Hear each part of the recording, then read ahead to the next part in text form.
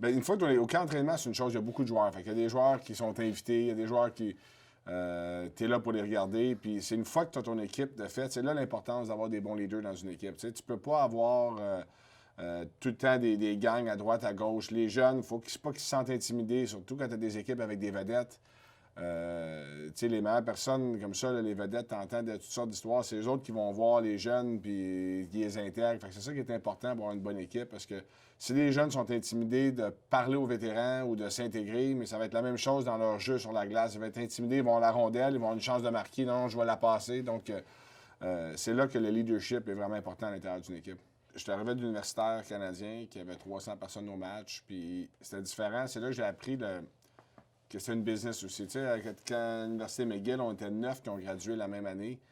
Donc, on a passé 4 ans avec les mêmes joueurs. Tu sais, puis il n'y a pas de compétition, de contrat, d'échange, de peu importe de ça. Fait que tout le monde joue. Tu sais, tu joues avec tes chums. Puis mon premier camp d'entraînement, j'étais arrivé sur une équipe d'expansion. Fait qu'il n'y avait pas trop de super vedettes. Tu sais, je suis pas arrivé avec un Wayne Gretzky ou un Mario Lemieux dans la chambre, mais il y avait quand même tu sais, des Kevin Deneen qui ont des belles carrières. Puis je me rappelais de lui avec les Whalers de Hartford contre les Canadiens et les séries. Des Jeff Sanderson qui avait marqué 40 buts. Ron Tugnut qui avait joué avec les Nordiques.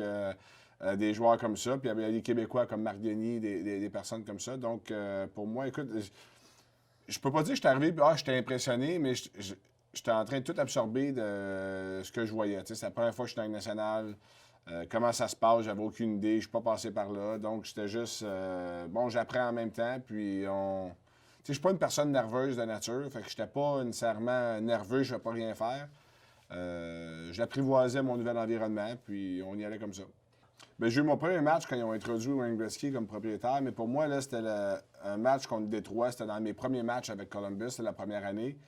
Puis, je suis sur la mise en jeu, à gauche, puis Yzerman se fait sortir de la mise en jeu, puis il est aligné à côté de moi, comme droitier de l'autre côté. Puis là, j'ai Steve Yzerman à côté de moi, je suis sur la même glace que lui, je joue le même match que lui. Fait pour moi, ça a été OK. Là, c'est une autre chose. Tu sais, j'ai pas eu la chance de jouer contre Mario, contre Wayne Gretzky, mais de cette époque-là, là, si tu regardes dans les marqueurs, c'était Wayne, Mario, puis Steve Yzerman après. Fait que pour moi, ça a été mon. OK, là, c'est le gars que j'ai regardé jouer quand j'étais jeune, puis là, j'étais à côté de lui. J'avais le goût de dire bonjour, M. Yzerman. Donc, ça a été probablement mon welcome, mon bienvenue à la Ligue nationale.